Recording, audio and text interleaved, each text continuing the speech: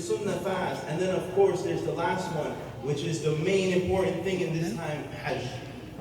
So the scholar, he says, if you look at any other time in the year, you cannot get such an amazing gathering of every ritual that was prescribed upon us. And if you think about this, this is us coming together and showing our thanks to Allah subhanahu wa ta'ala for commanding us. How do we show thanks? Is by we perform these actions. So, brothers and sisters, we need to rethink how we plan on taking advantage of these first 10 days. And like I said, we're already in the first 10 days. So we started last night after Salat al-Maghrib, and so today is the first day, and we're already halfway through. And maybe some of us, we didn't even think of what we plan on doing in these special days. Because Ramadan is so special, it has, it brings in our heart a special yearning, or we want to do more, only because Shaitan is locked up. The gates of heaven are open. The gates of hellfire are closed. The Quran was revealed. We know all these things. Your good deeds are multiplied in this month. So we forget about Dhul Hijjah. We forget about these days. But the Prophet ﷺ is telling us that these days are more beloved to anything than Allah subhanahu wa ta'ala. Any day. And he's also given us what we should do, because Allah subhanahu wa ta'ala, the Prophet ﷺ, he said, there is no days that are more beloved to Allah subhanahu wa ta'ala than these first 10 days of Dhul Hijjah. And there is no deed that Allah subhanahu wa ta'ala loves more than the good deeds that are done in these first 10 days. And in this, the hadith, the Prophet ﷺ, he's not putting a restriction on any deed that we do, but he is saying any good deed that is done in these first 10 days are more beloved to Allah subhanahu wa ta'ala than any deed that we would do outside of these 10 days. So we can, say salams to one another.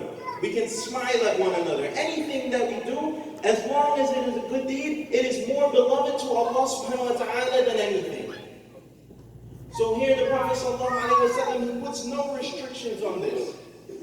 And Allah subhanahu wa ta'ala, he is taking our hand. He is holding us as if we are a child. When we hold a child and we want to take them to somewhere that is good, this is what Allah subhanahu wa ta'ala is doing when he told the Prophet ﷺ and Musa alayhi salam, وَذَكِّرْهُمْ بِأَيَّامِ اللَّهِ, remind them of these days. He's taking our hand and he's leading us. He's leading us to his mercy. He's leading us to his love. He's leading us to his forgiveness in these 10 days. The companions, when they would see the moon for Dhul Hijjah, they would leave their lamps on. And they would do this to signify that there was no time to do anything else, because they were so focused on doing good deeds. They were so focused on doing good actions. They were so focused on doing extra ibadah in this time. Because these days, brothers and sisters, they are so blessed. And if we really take the time out to ponder upon these days, then we will understand the significance behind them, and we will understand that these aren't just no days. These aren't just days in August. The end of summer winding down. School is going to start back. You have to get back into the habit of things. Summer vacation is almost done. We're not thinking like that. We have to take a step back and really reflect on these days. Reflect on what we want to accomplish from these 10 days. So, what are some of the ways that the Prophet ﷺ we can mention, that he mentioned that we can arrange our days? And the first thing, obviously, is Hajj. And some of the brothers and sisters, they have already left on their journey months ago. Some left days ago. Some are planning to leave within the next few days. And we ask Allah subhanahu wa ta'ala to take them all safely and bring them back safely to their families. Well, Hajj is a special invitation from Allah subhanahu wa ta'ala. And it is a journey that is all about sacrifice and following in the footsteps of Ibrahim and his family. And it is going to a place where the prophets used to be, and the Prophet Muhammad sallallahu alaihi wasallam in general. And there's just a feeling of peace when you go there. And it is answering Allah's call, because when we say the tarbiyah of labbaik Allahumma labbaik, it's us answering Allah subhanahu wa ta'ala's invitation that I am here to serve you, Ya Allah. So the first thing that we can do, and we ask Allah subhanahu wa ta'ala to put us all in a place that we could perform the Hajj at least once in our lifetime, the first thing that we do is we plan for this. And maybe it's too late now, but we make our intentions to go next year, inshallah. And the reward for this, the Prophet ﷺ, he says that if a person goes and he makes Hajj sincerely for the sake of Allah subhanahu wa ta'ala, then there is no reward for that person except Jannah. And the Prophet ﷺ, he's telling us that there is a direct line between a righteous person's Hajj and Jannah. And who wouldn't want that? And when you come back from Hajj with Hajj Mabrur, with an accepted Hajj, all your past sins are forgiven. What more can we want?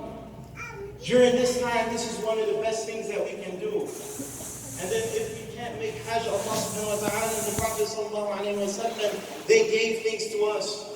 Because when you see the numbers that go to Hajj, it's only about 3-4 million out of 1.6 billion Muslims.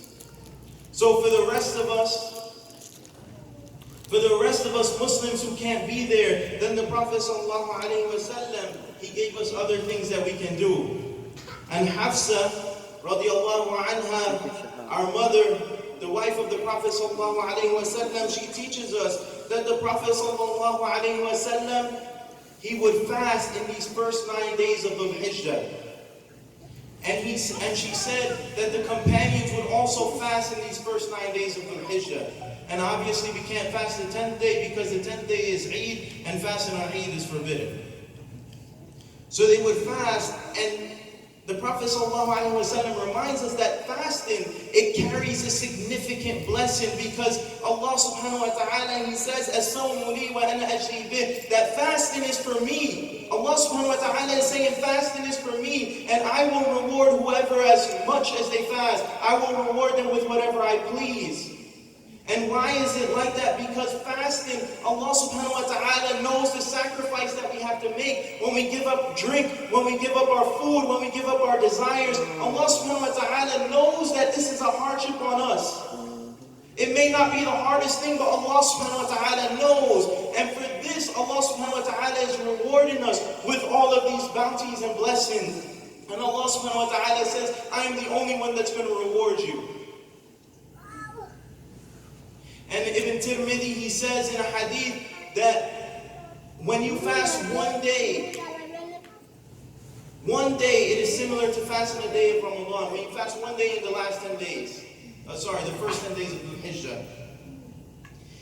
And Allah subhanahu wa ta'ala, the reward for it that he told the Prophet sallallahu alaihi wasallam, he says when a person fasts one day, that Allah subhanahu wa ta'ala places between the person and the hellfire, he places between them a distance of 70 years.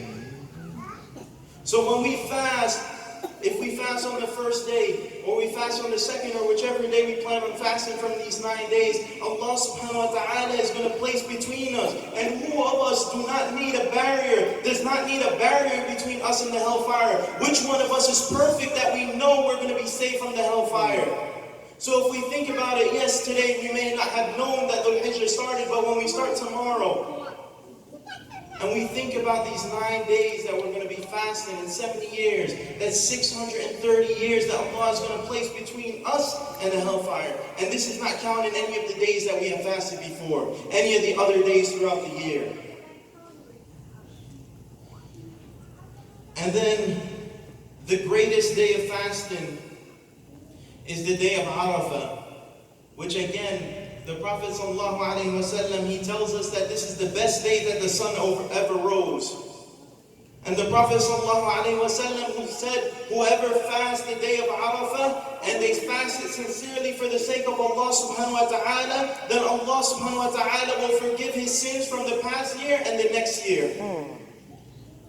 Can you imagine that reward? Allah subhanahu wa ta'ala, if you think about it, he gives us every opportunity to wipe our slates clean. When we pray from one salah to the next, Allah subhanahu wa ta'ala forgives our sin. From one Jummah to the next, from one Umrah to the next, from Hajj, everything before. If we think about it, Allah subhanahu wa ta'ala gives us so many opportunities. but we don't take advantage of these opportunities. So the Prophet ﷺ, he said, whoever fasts sincerely for the sake of Allah subhanahu wa ta'ala on the day of Arafah, which is next Saturday, on the day of Arafah, whoever fasts sincerely for the sake of Allah subhanahu wa ta'ala, Allah is going to forgive them of all of their past sins for the previous year and the past sins for the next year. So think about that. And this is not giving us a pass for the next year that we can do whatever we want. But think about this the next time, when Saturday is coming around. And we're thinking to ourselves, which of us don't need this? And the day of Arafah is so important because this is a day where the Muslims gather on the Mount of Arafah and they supplicate to Allah subhanahu wa ta'ala, and Allah subhanahu wa ta'ala says on this day, more people ask to be saved from the hellfire than any other day. And he compares it the most similar to the Day of Judgment. And if you've ever seen any pictures of Arafah, when you see the Hajjaj and they're in the Ihram and they're just specks of white dots all over the place because you can't see the mountain at all or the plain at all because there's so many people there. There are 3 million or 4 million people just in a small area, and this is the most similar to the Day of Judgment. And it is a time for us to reflect upon that because, brothers and sisters, which one of us is ready for the Day of Judgment?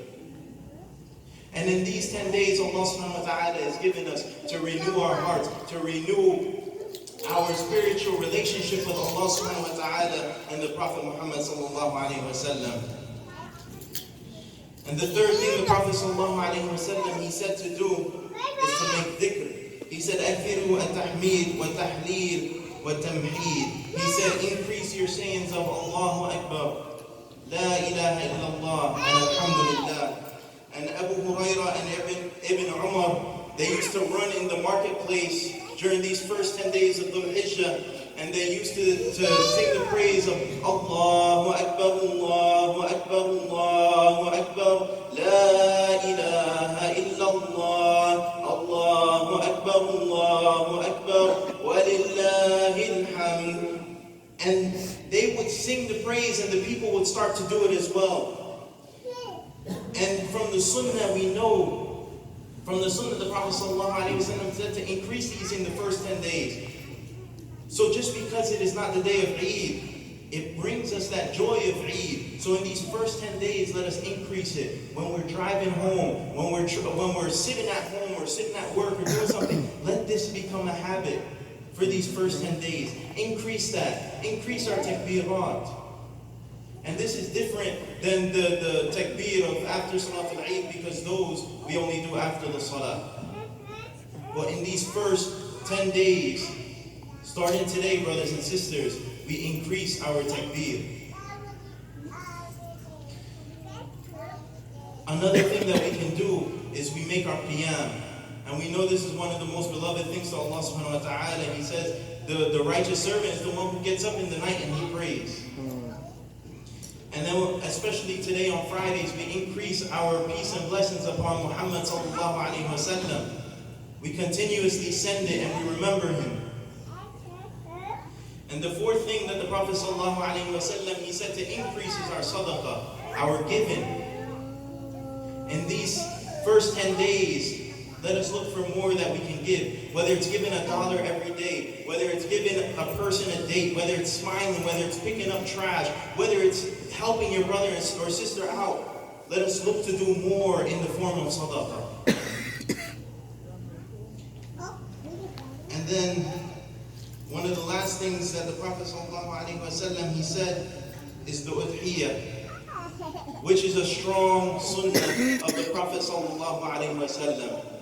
And this is the sacrifice that we make for those who are going for Hajj and for those who are staying. And the Prophet ﷺ said the reward for a person who makes this sacrifice is that person will get a reward for every single hair on the animal that he sacrificed. So whether it is a lamb or whether it is a sheep, whether it is a cow, whether it is a camel. I mean, I guess the bigger you go, the more reward that you get.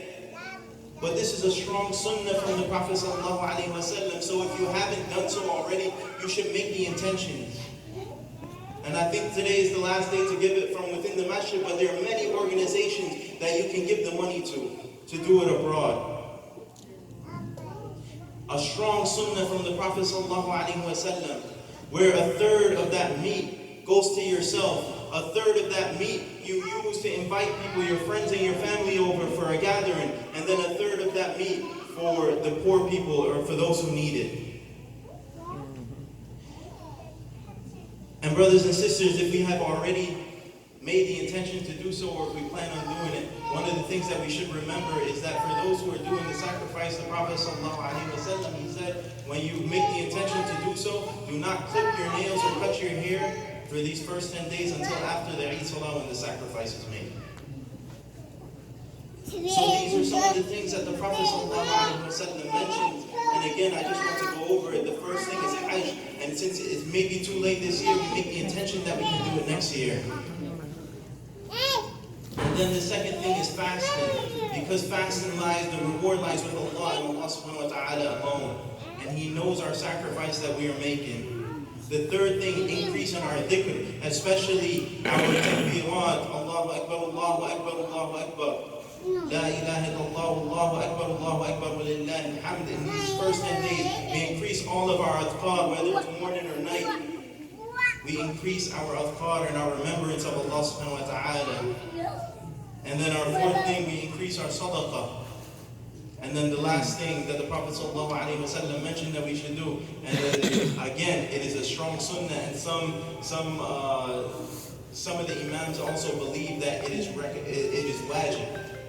So it's something that we should all take our time out and really do. And may Allah subhanahu wa ta'ala make it easy on all of us and help us to reflect on these things so that we may increase our ibadah in these 10 days. أقول قولي هذا أستغفر الله لي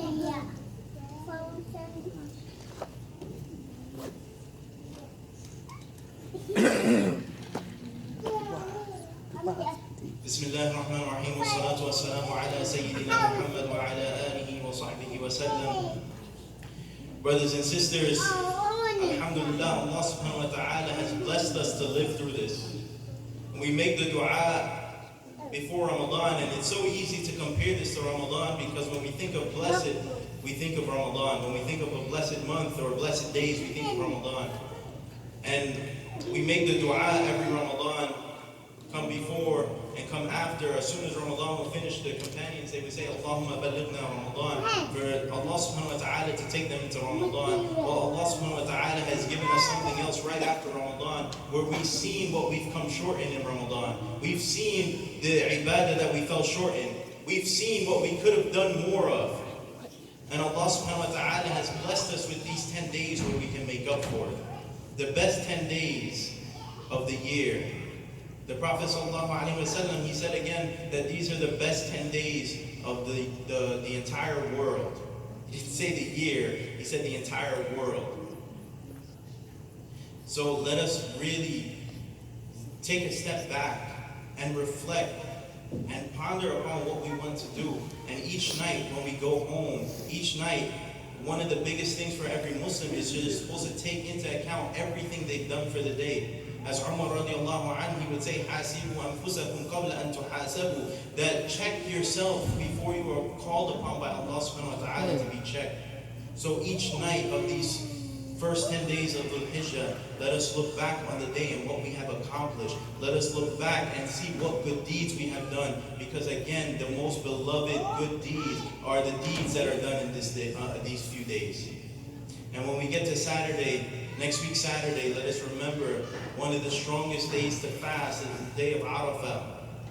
And let us make the intention to fast and to fast for these next few days, inshallah. And let us do our best to really strive and be sincere in all of the good deeds that we plan on doing. And let us renew our intention each day that we are only doing this for the sake of Allah subhanahu wa ta'ala. Because brothers and sisters, we don't know if we're going to live to see the next few of the 10 days or the next 10 days next year. And we don't know if we're going to live to see Arafah or Ramadan. So let us take everything that we can out of these 10 days. And brothers and sisters, don't let it falter by, because these 10 days, as the Prophet ﷺ said, he said, we're always forgetful. And these 10 days, we seem to forget it often. So may Allah subhanahu wa ta'ala make things easy for us and make us really take full benefit of these first 10 days. We ask Allah subhanahu wa ta'ala to take all the Hujjaj safely and bring them back safely. And we ask Allah subhanahu wa ta'ala to grant them Hajj Mabrur. We ask Allah subhanahu wa ta'ala to give us the ability to make Hajj at least once in our lifetime. We ask Allah subhanahu wa ta'ala to accept all of our deeds in these first 10 days. We ask Allah subhanahu wa ta'ala to accept our siyam and our qiyam and our sujood and our ruku' and all of our good deeds. We ask Allah subhanahu wa ta'ala to bless the Muslim Ummah wherever they are. Bless all those who are suffering around the world. We ask Allah subhanahu wa ta'ala to make it easy upon them and to grant them shafa'ah and to grant them patience. And we ask Allah subhanahu wa ta'ala to cure all those who are sick, to bless all those Muslims around the world who are going through a struggle, Ya Allah. Oh Allah subhanahu wa ta'ala, we ask you to take us out of it and to make us stronger in Iman and stronger in our deen, Ya Allah. Oh Allah subhanahu wa ta'ala, we ask you to forgive us of all the wrongdoings. We ask you to help us to do what is right and stay away from what is wrong. Oh Allah subhanahu wa ta'ala, bless us all and grant us all Jannatul Firdaus. Allahumma inna nas'aluka al-Jannatul Firdaus al-A'la wa na'udhu bika min an-nar. Allahumma inna nas'aluka al-Jannatul Firdaus al-A'la wa na'udhu bika min an-nar. Allahumma inna nas'aluka al-Jannatul Firdaus al-A'la wa na'udhu bika min an-nar. Rabbana atina fid dunya hasana wa fil akhirati hasana wa qina adhaban nar. Ibadallah, inna Allah ya'muru bil 'adli wal ihsan wa ita'i dhil qurba wa yanha 'anil fahsha'i wal munkari wal baghi ya'idukum la'allakum tadhakkarun. اذكروا الله يذكركم وادعوه يستجب لكم ولذكر الله تعالى أكبر وأقم الصلاة إن الصلاة كانت على المؤمنين كتابا موقوتا.